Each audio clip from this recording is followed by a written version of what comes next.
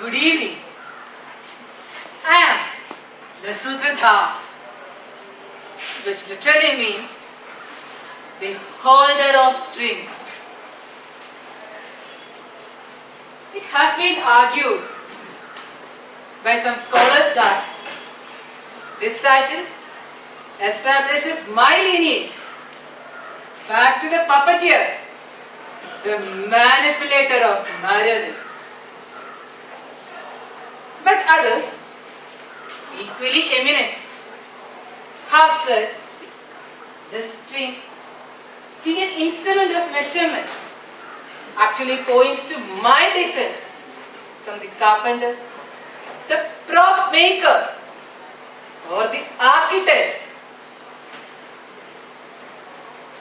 In effect, I am the person who has conceived the structures here.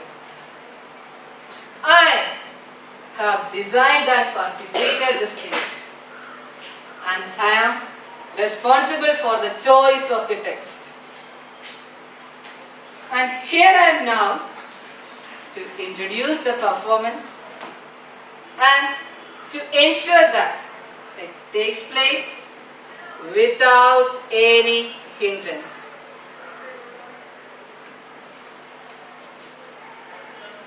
Our play this evening deals with an ancient myth. But let me rush to explain. It's not a mythological, heaven forbid. A mythological aims to plunge us into the sentiment of devotion. It sets out to prove that the sole reason for our suffering in this world is that we have forsaken our gods. The mythological is fiercely convinced that all suffering is merely a calculated test devised by the gods to check out our willingness to submit to their will. If we crush our egos and give ourselves up in surrender, divine grace will descend upon us and redeem us. There are no deaths in mythologicals. For no matter how hard you try, death cannot give meaning to anything that has gone before. It merely empties life of meaning.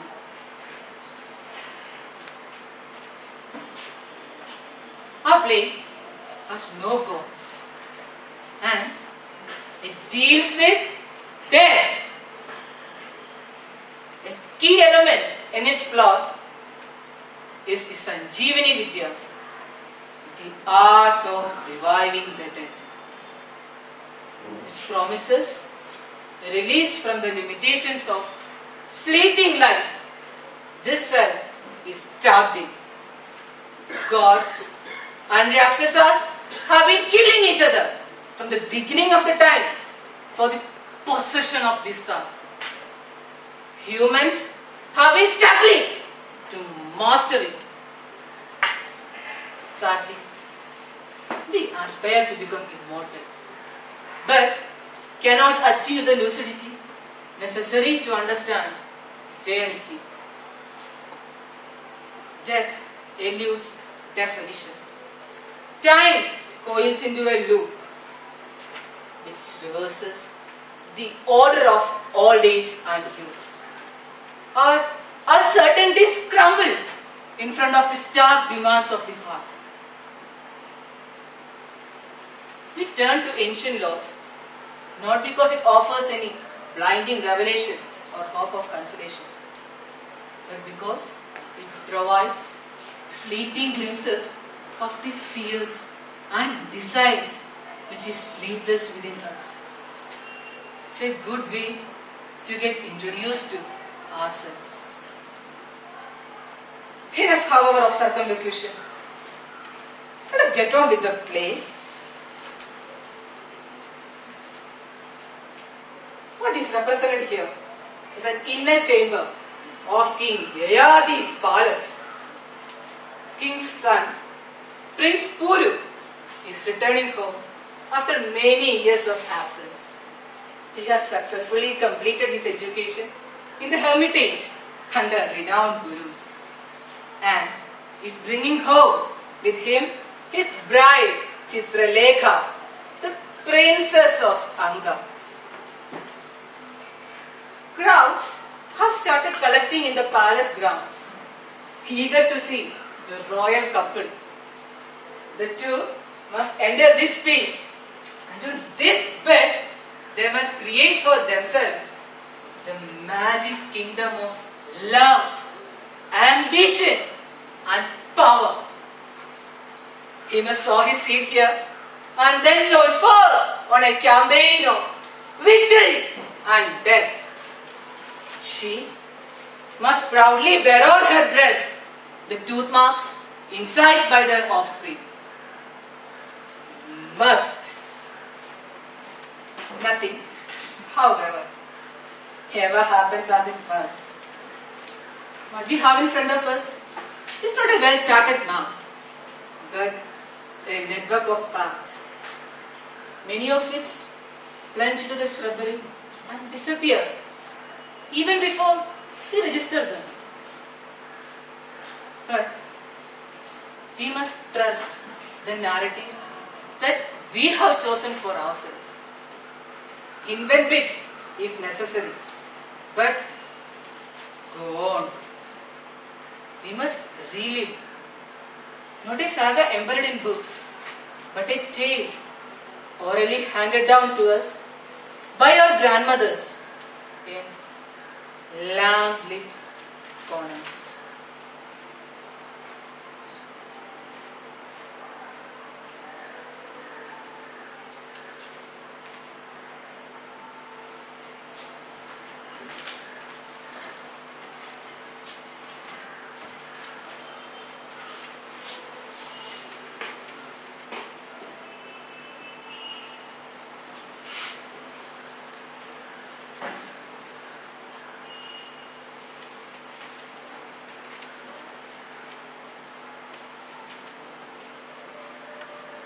Enough, Swarna. How often do I have to tell you not to pay her any attention? Get up now. There is so much to attend to yet. That spiteful whore! I would have torn her hair out if you hadn't stopped me. Taught that fiend a proper lesson. The Rakshasi. You heard us, madam. Did I say a word against her? All those dirty insinuations, the nasty jibes, they are too horrible to think. She didn't even spare His Majesty. I can't bear it. She has a foul tongue, I know. Just ignore her. But what have I done to her? What has she got against me? Nothing. It is all my fault. I didn't know she would tear into you like that. I'll see that you don't have to deal with her from now on. But why do you put up with her? Why don't you send her back to her tribe? Enough, I say. Just get back to work. There is so much left to do. Remember, today is an important day in my life. 2 years of it. I can't take it any longer. How she lashed out at His Majesty yesterday. She was so vicious it took her breath away. And yet you tried to reason with her? Why? Why do you put up with her? I know she was your friend once, but today she is your slave. You mustn't let her forget that. And you mustn't forget it either. All right, all right. No need to go on. Forgive me. May I say something? I am older than you. I have seen more of life. So if you will permit me... What is it now? Take care, madam. Not about what she's doing to you, but about what you are doing to yourself. Someone like her can become an addiction. You might begin to need her more than she needs you. I must say, I didn't expect that from you. I know. No one expects that from Swarnalata. I am expected to be happy, keep everyone's spirits up, be the life and soul of the palace. But madam, I can't tell you how scared I am of the shadows that curl around my jokes. Alone I am forever fighting them, struggling to block them. We all have them, Swarna. She is satanic. She can barge into the poisonous fumes and watch me choke while she remains untouched. She can creep into the hidden corners of my mind, claw those shadows out and set them dancing. I am terrified of her. Don't be insane. Not yet, madam, but I am halfway there. So please listen to me. It is not Sharmishta's nastiness that one has to be wary of. It is her uncanny ability to cut close to the bone. Come on. Enough. You don't need to tell me about her. I have known her for years. Don't let us waste any more time on her. The young couple will be arriving any minute and this chamber is nowhere near ready. Go see if the florists have come. Ask them to hurry up. Go. Yes, madam.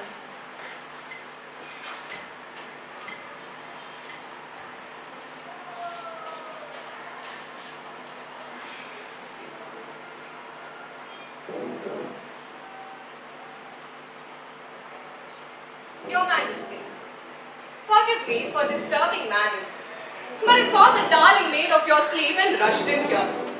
It wouldn't do to have madam suffer for lack of distraction.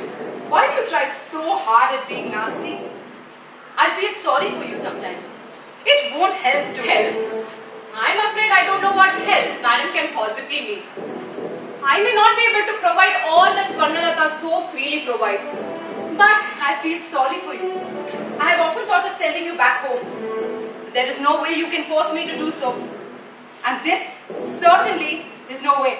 I promise you, madam, I was not being deliberately nasty. It is just that I am an uncouth Rakshasi. And the situation here, a Kshatriya palace, ruled over by a Brahmin queen. Confusing isn't the word. Don't you ever tire? The same old stings, the blunted barbs. They don't even hurt anymore. But what have you got against that poor Swarnalata? Or His Majesty? Attack me, do your worst. I don't care. This is between us. Leave the others out of it. Others? There are no others. There is only the two of us here. You, my respected mistress, and me, your favorite slave. Entwined, lacerating each other, gouging each other's eyes out. The others are there because they happen to be there. I didn't ask them in. Incidentally, I'm told. No, actually I wasn't told, since no one talks to me here. But I gather that your prince is expected to arrive this evening with his new bride. I can barely wait. Don't you dare touch them! Can't you see that you are only hurting yourself? Can't you see the futility of it all? Why don't you just open your eyes and see? I opened my eyes 2 years ago. Don't you remember? I do. The precise moment. When I closed my eyes, I was the princess of the Rakshasas. And you were the offspring of a destitute Brahmin, dependent upon my father. I had everything. Beauty, education, wealth, everything except birth. An Arya pedigree. What was your worth? That your father knew the Sanjeevani spell. That is all. Yet, I worshipped you. No, I loved you. To me, the most wondrous power I possess seemed to be my ability to shower gifts upon you. Things you hadn't even asked for, but which is so gracefully accepted. My personal jewelry, my mother's diamonds, precious stones from the treasury, some even stolen. I opened my eyes, and you had become the queen of the Arya race, wife of King Yayati. And I was your slave. My eyes have no lids now. I live staring at you unflinchingly like the fish. No, like the gods. No, like a corpse, its eyes wide open. As the king crawls into your bed night after night, I want you to remember that I am there, hovering around, You make me sick. waiting, peeling back your lids, looking at your eyeballs, waiting. For what? I don't know. But when the moment arrives, I shall recognize it and seize it. And you will know too. You won't be able to shut your eyes to it. And you will see only one thing in my eyes. The reflection of His Majesty's face. Really? And what would you see in His Majesty's eyes? Have you ever tried to find out? Have you ever dared examine those eyes and acknowledge the lust burning there? And why not? That's what I'm here for. To be lusted for by His Majesty. Except that, He's not lusting for you. You poor darling. He lusts for immortality. Your father's heart of Sanjeevani. Shut up! Yayati, the scion of Bharata dynasty. He's not short of women, is he? Women of his own kind. Sensuous Kshatriya maidens. Virgins reared for him. But he chooses you. Why? You know the answer. You, only you, could lead him to the ultimate goal. A sanctuary beyond the reach of death.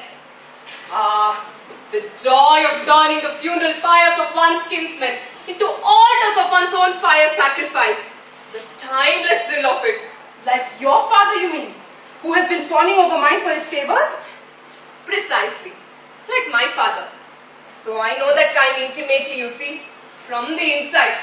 Those crowds there, to have the power to look upon them from a distance, supreme and untouched by the fear of mortality, to sigh wearily and wait as they crumble into dust and the next generation takes their place. I have seen my father drug down that ambition, panting for the supreme privilege. And now I see him in Yayati, who has the world in his palm. And your father, the great Shukracharya, has the means to keep it there. That is what he lusts for. I could have your tongue slashed! But I won't. I want to see how long you can go on abusing it before it wears out. Just think of when Yayati saw you first.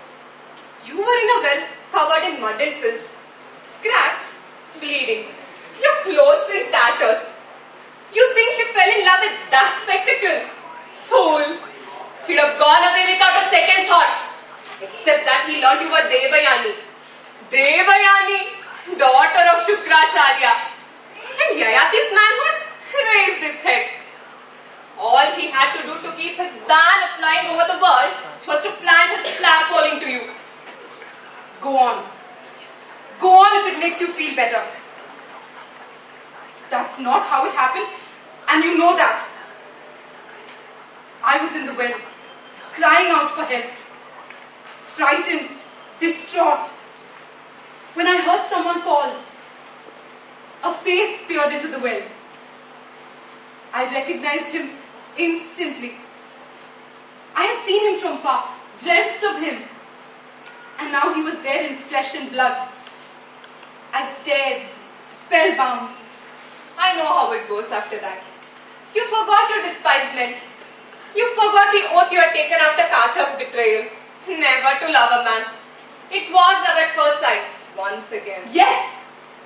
And as it transpired, for him too. We stared at each other, and then I spoke. Sir, I am a maiden, and you have held me by the right hand. That's it. Only 2 sentences, 14 words. I should know. How often have I counted them, coercing myself to believe that mere 14 words can so completely change a person's life. It was only later, when I tore away the blouse, that he asked why. He didn't even know who I was when he accepted me. Very nice. Actually, I was discussing that story with one of the palace concubines the other day. And you know what she said?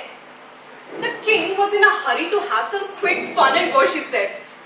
Even with the prostitutes picked off the street, the first thing a man does is ask her name. And you say with you, the king dispensed even with that formality. You knew what would happen if you didn't act quickly. I mean, You didn't want the Kacha experience again.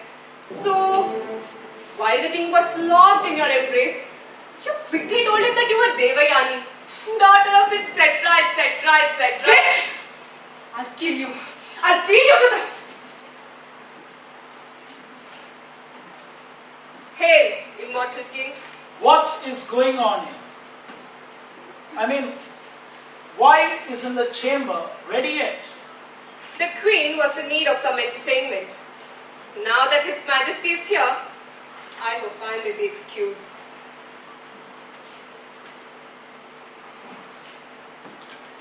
What is this, darling? What is going on? I mean, it is an auspicious day today. Such an important occasion for us. The prince is meeting you for the first time. He's bringing home his bride. The entourage is at the city gates. They should be here any moment. And nothing is ready yet. His room has not been decorated. Look at you. You want... That's all you are worried about, aren't you? Celebrations, revelries, festivities. That's all you care about. What I'm going through means nothing to you. You're so wrapped up... Oh, what's wrong? Tell me. What has upset my little pet? I am the daughter of a Brahmin teacher. A pet is something I have never had the chance to be. If you could tell me what you are so upset about, perhaps. Why did you marry me? Listen, is that a question for now? We've been married for 2 years. If you had deserted me after we first made love, left me on the bed of leaves, no one would have questioned you. Kings are used to women throwing themselves at them. I too would have remained silent out of fear and shame. Why then did you marry me? Because you were the most beautiful woman I know. And at that moment, you were an apparition of the kind which I have never seen before. Dirty, disheveled, and ravishing, all at once. Don't play the fool. Please. I must know. Unfortunately, I had pulled you up with your right hand. I was enchanted by you, and you were not exactly disinclined. So, But they say... what? What do they say? They say even a prostitute is asked her name first when she's picked off the street. And you didn't ask mine. Didn't I? I can't remember. Then how did I discover your name? Maybe it was written in my horoscope that lost in the jungle after a hunt and riding along a God-forsaken track, that I would hear a voice call out from a well, and there I would find a woman caked in mud, a wood nymph, and according to the stars, the first 2 letters of her name would be... Stop that. How can I? I'm amazed. I'm amazed to know that there is a traditional order of questions, meticulously followed by the lectures haunting the debauched choirs. I'm amazed at how my wife, who is sitting in one of the best guarded women's quarters in the world, suddenly comes to know the questions with which whoremongers accost stray women. I'm sorry. I'm stupid. Let us forget it. Dare I ask you who is behind all this? Will you permit me a guess? Surely it is that accursed creature, the deranged witch, rampaging around in the palace grounds. You are delaying things now. Go away. Let me get this to you. No! I won't go. I've had enough of this gold sucking blood from our married life. I'm sick of hearing every living soul in this palace complain against her. And I'm scared lest she defile today's festivities. I must talk to her. Who's there? Sir, Send that Sharmishta in here. the florists are waiting, madam. Let them wait. I must have a word with this woman first. What are you going to say to her? I'll give her a month. If she behaves herself, I'll send her home. It's no use. She won't listen. Look, Devi, I came here to tell you that the head priest is waiting.